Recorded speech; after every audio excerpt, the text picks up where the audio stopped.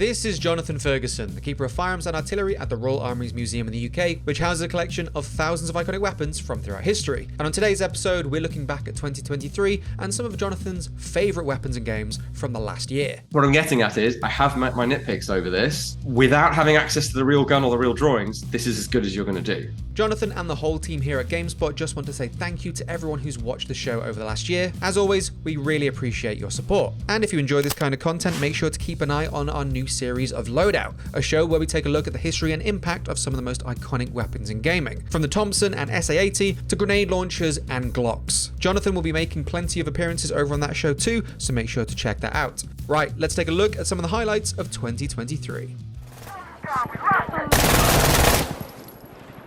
I think the Kris Vector seems to be a bit of a Marmite gun, as in people either love it or hate it.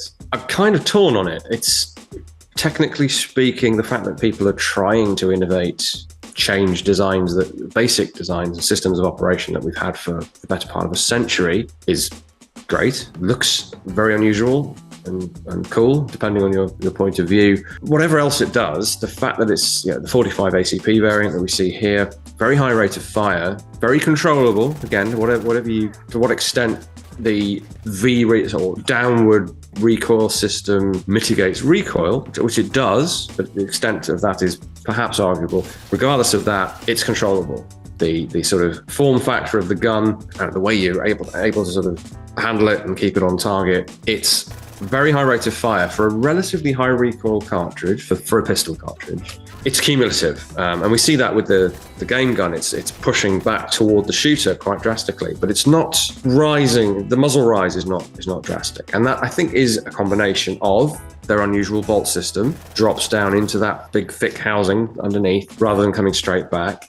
Helps to push the thing down, and the shape of it is conducive to holding it down. So in many ways, it's the 21st century Tommy gun. This is probably the best rendition that I've seen. I can't think of a better one. Certainly better than the sort of compromised version that's in Modern Warfare 2 that's the wrong shape and size, and not as good as this one.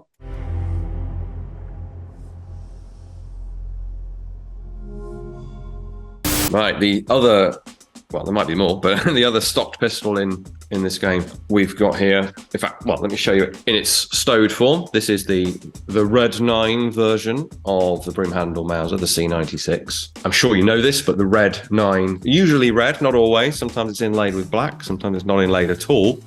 This denotes 9mm Parabellum, the Luger pistol cartridge, to differentiate for the German army in the First World War from the quantity of original 7.63 Mauser C96s that they already had. And it's a later form of the C96, so it's industrial compared to the really nice late 19th century version, but it's still an incredibly cool, well-made, sort of hand-finished pistol, as they pretty much were of that era. This version of it is looking good.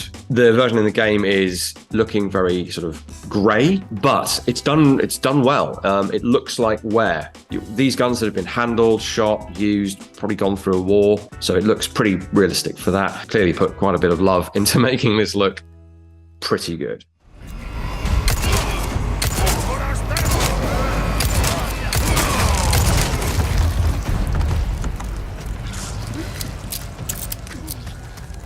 All right, so I haven't fitted the buttstock to this one, but having put a number of rounds through these, they are so much more controllable with the buttstock fitted, and that's true of any stock equipable pistol.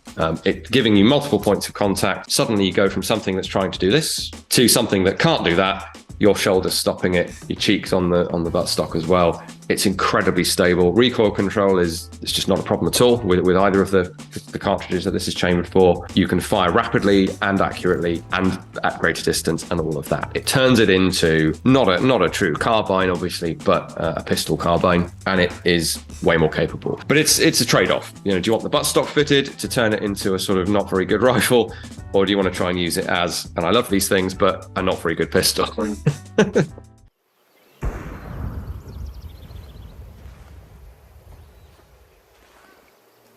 The skin. You don't like the Case-Hardened AK? Yeah, it kind of is. It does look like Case-Hardening, doesn't it? How is it described in the game? That's the name of this skin. Oh, is it? Case-Hardened, yeah. Yeah, well, it does. It looks like, if you look at an Adams revolver from the 19th century, the cylinders were color case hardened, frames on Colts famously, and it has that oil slick finish to it. You know, for a skin, I can't believe I'm saying this because I hate skins of all kinds really, but that actually looks pretty good. Well, if you get into Counter-Strike, you'll probably struggle to get one, as this one especially is very expensive. Oh yes, the whole economy thing. Well, never mind. Ignore what I just said.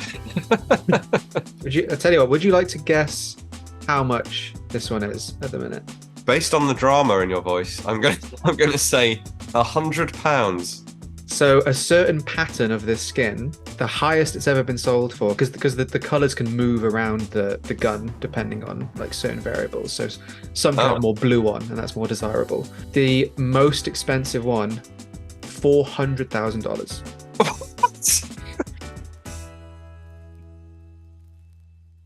Insanity.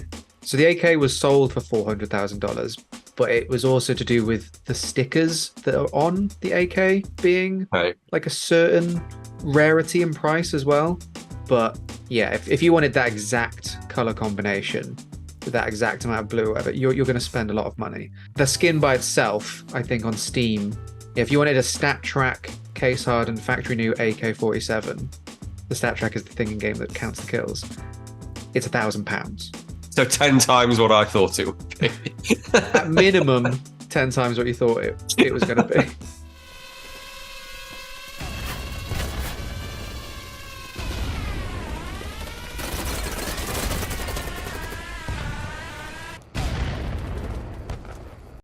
So I've got a recon drone as the recon class to spot things, but my partner is putting anti-personnel mines on top of it. It's a tactic that's loads of people are doing on BattleBit at the minute, and you just drone the AP mines to the feet of the enemy instead of waiting for them to come to you. Wow. Right. This is... I almost feel bad laughing at this because something very much like this is happening as we speak, and people are getting blown up and killed. But this is a game. And the idea of it works on two levels. One, it's inventive and fun and amusing because no one's getting hurt. But then it does reflect a reality where people are, obviously, they're not just placing a mine on top of a drone. There's a lot more to it than that. But standard Mavic quad rotors are being weaponized right now. So that's the thing. Fun, interesting. I think my job is both, and I'm grateful for that.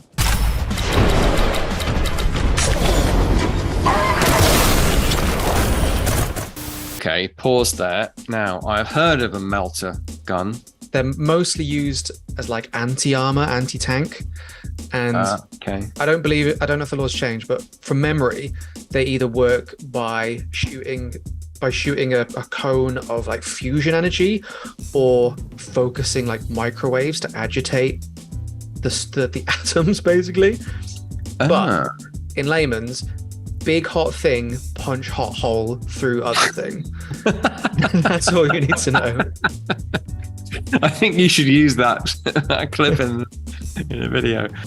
Okay, another very cool looking weapon. A type I've heard of, a Meltagun. I don't know much about them, but I've heard of them. And something to do with heat is going on here. This could be a complete red herring, guys, but if you've heard of a shaped charge, this is a phenomenon whereby a high explosive charge shaped into a hollow was found to be able to punch through armor way more effectively than just a block of explosives. It's the principle behind, among other things, the RPG-7 warhead. Recoilless guns use it as well.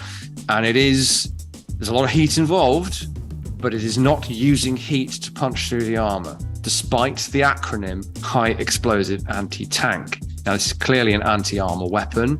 It's making short work of these Chaos Space Marines here. This weapon uses heat. The high explosive anti-tank weapon or warhead does not. It actually converts a piece of metal into a hypervelocity jet of particles that punch their way through the molecules of the steel. That's my museum curator's level understanding of it. Don't know if that's of any use at all here. This is a future science fiction technology, but we definitely get the feel of this thing, that it is punching or trying to punch through solid metal. I don't know. I think I probably thought a Meltagun was some sort of flame incinerator type fuel air explosive weapon. I hadn't appreciated that it was effectively an anti-armor gun. If I remember my codex entries, I think one of them lists it as creates a beam of energy in the tens of thousands of degrees centigrade. Okay. Like to the point where people nearby having to squint and blink away flashes of heat and light from it. It's always very intense when it appears in books and lore. Right. Well, I think they seem to have captured it pretty well here in that case. There's a guy named Jürgen in the Caiaphas Cain books, which is basically as close to Blackadder as you can get in 40k. So I really recommend them.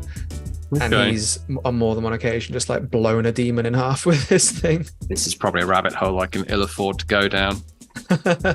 Oh yeah. I have high hopes for Mr. Cavill and friends, though.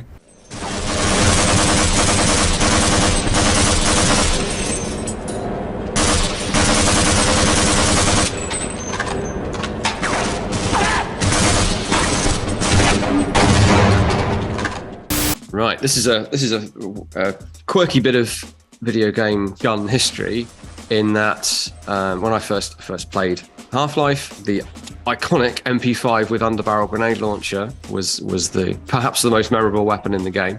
Now, the elephant in the room is always an underbarrel grenade launcher on a submachine gun. That's absurd. The MP5 made lots of sense. The grenade launcher made almost no sense until I came to the Royal Armouries and met this.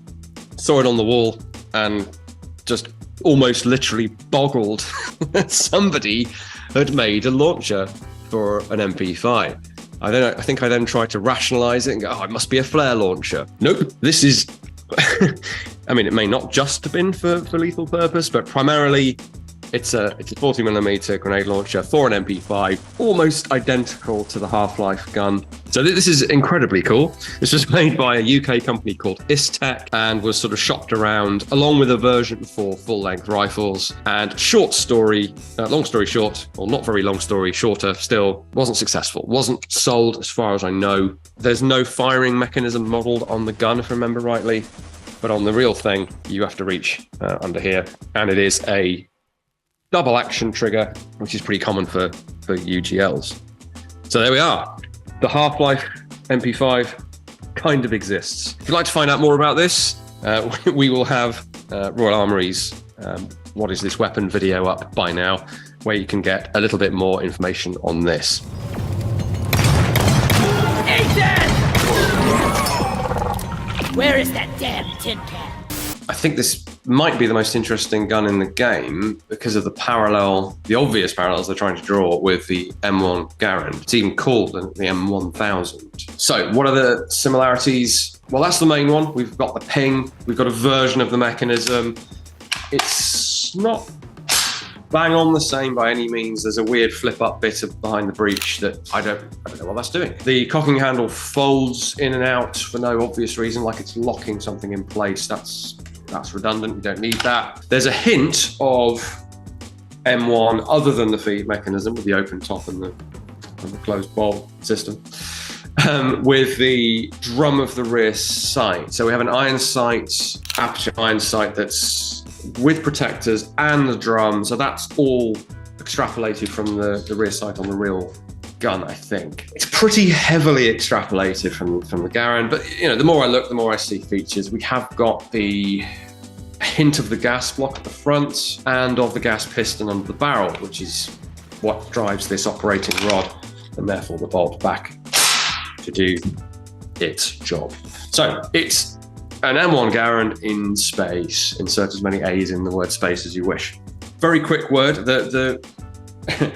The Garand I've chosen is our once converted to fully automatic Garand. This is what's often called the YSL, or Yankee Self-Loader, which is actually an amusing nickname. Apologies to my American friends. A nickname applied by the British at the time, probably a bit jealous, to be honest, of this amazing weapon.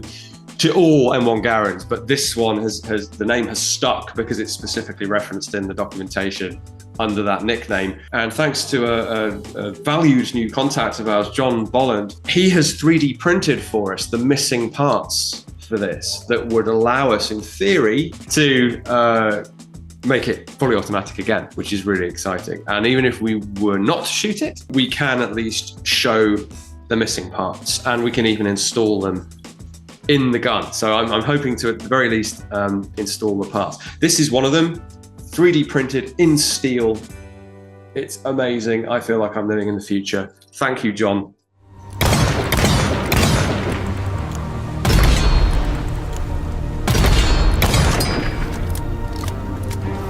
Something I missed at first is we've got a bit of a zoom in going on at points, and when there's no scope, but it is, your view is zooming in, and then the gun's firing, or the rifle is firing 2 shots at once. So I don't know if, a bit like Half-Life, maybe the thing under the, no, I don't think there's, I think there's no hole in the what should be the gas tube. So I think it's just somehow loading and firing 2 rounds through the same barrel, which is of course nonsense. Bit of a quirky one, even for this gun.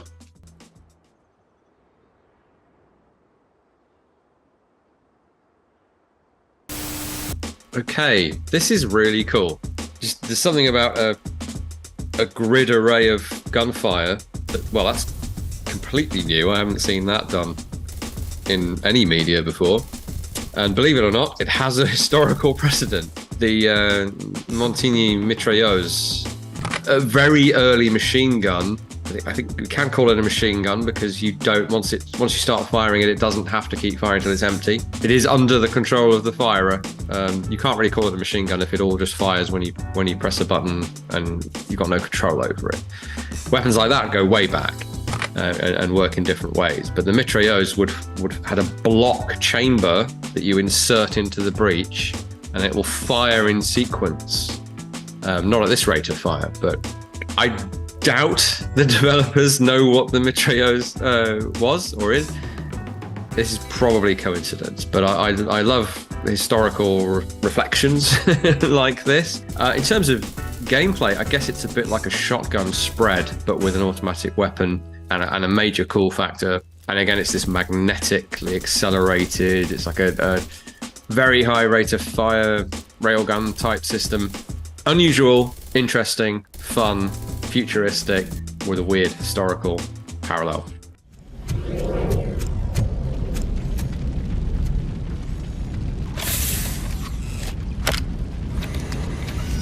Drop it, scum.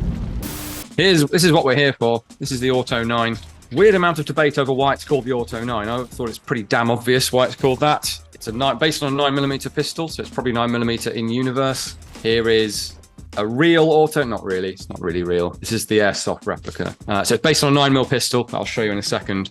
And it's automatic, or 3-round burst if you want to be super pedantic, and I do. Okay, that's firing an automatic, so is it select fire? So across the game, and this is something that I actually really like about Robocop Rogue City, is because the Auto 9 is the iconic Robocop gun, the game gives you the ability to upgrade it, to give it like a few more features. Unlike a lot of other games where your starting gun sort of skills out, it remains your go-to gun throughout the entire game. In Universe, it's explained as you can install like old school PCBs on the gun, which allow you to increase damage, give it automatic fire, give it single shot. Technically, it can become select fire, but the nice thing that I did appreciate about it is that the game lets you make sure it is useful for the entire story. Because how could Robocop's Auto 9 not be?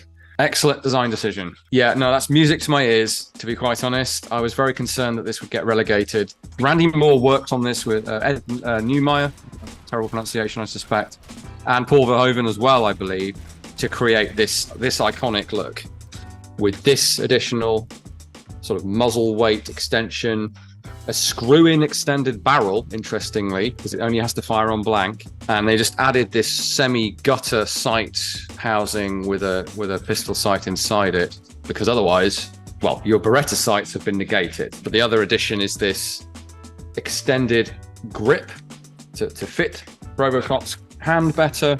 and also make it look different. In case anyone doesn't know what a 93R, whoops, I've said it. Beretta 93R is what this is. Let me stop showing you this plastic thing and let me show you a real 93R.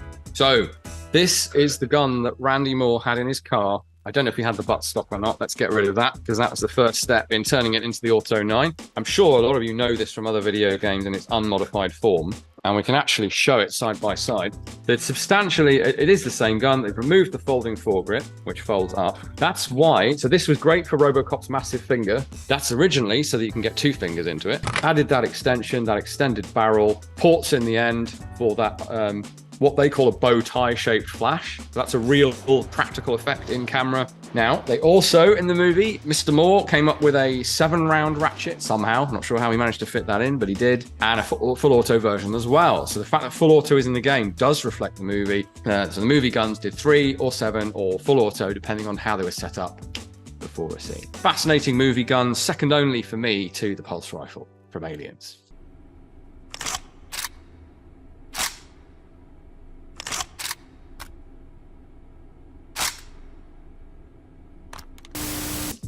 Wow, that's very impressive. To be able to see, ironically, you get a better view of the reticle in the game than you do on the real gun, or at least on this one, because it's faded. Somehow, clarity of the optics on basically all of these is faded. So that reticle you see there, I don't know if it's taken from my book or the probably from the manual that's Forgotten Weapons looking correct, and also details like a shroud around the magazine catch to stop you accidentally knocking out your magazines, a different receiver breech cover here. There are 3 different shapes of this. It's all in my book, Thornycroft to SA80, should you be interested. It is expensive, I warn you. Yeah, so it looks great. It looks way better than the Call of Duty one, which made me weep inside. It's very, very close. The problem is there's a spectrum of EM2 design from the very first prototypes through to X2E1, or rifle, what would have been rifle number 10. That's the 7.62x51 version. That's the most finished version of it, but it's not in that classic 280 7mm controllable short AK-esque but a bit better intermediate caliber. It's full bore 7.62 because by then we'd given up on our British drive for a reduced power cartridge to keep this thing controllable in automatic fire.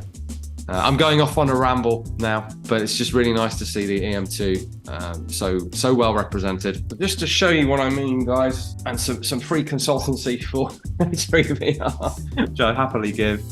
So over here we have the rounded kind, what some people often call a grenade grip, that was added to the original EM2 prototype, of which this is one. And then on this side, we have something much closer to what's in the game. It's kind of more squarish, it's longer, it has more grooves. It's like, no, it doesn't. It's a different shape, basically. Grip bit. So having spent countless hours staring at these things, this is the sort of thing you pick up on. So rifle X2E1, the 7.62mm EM2. This one here, which we, in a parallel universe, might have got adopted as rifle number 10, has an integral, this is all carved as one piece, with these finger grooves, with a sort of swell to it, and with the bolt in from the side like that.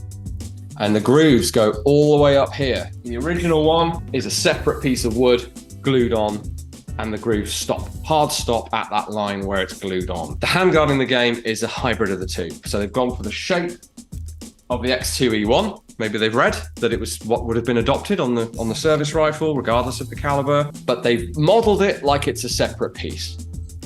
And there is no hybrid that I've come across between those two. So an error, but a really minor, understandable one. It's so nearly there, and actually with a couple of tweaks would be absolutely bang on. So great work. Since it's by far, I think, the best one in games, figured we'll give it a little bit of a spotlight.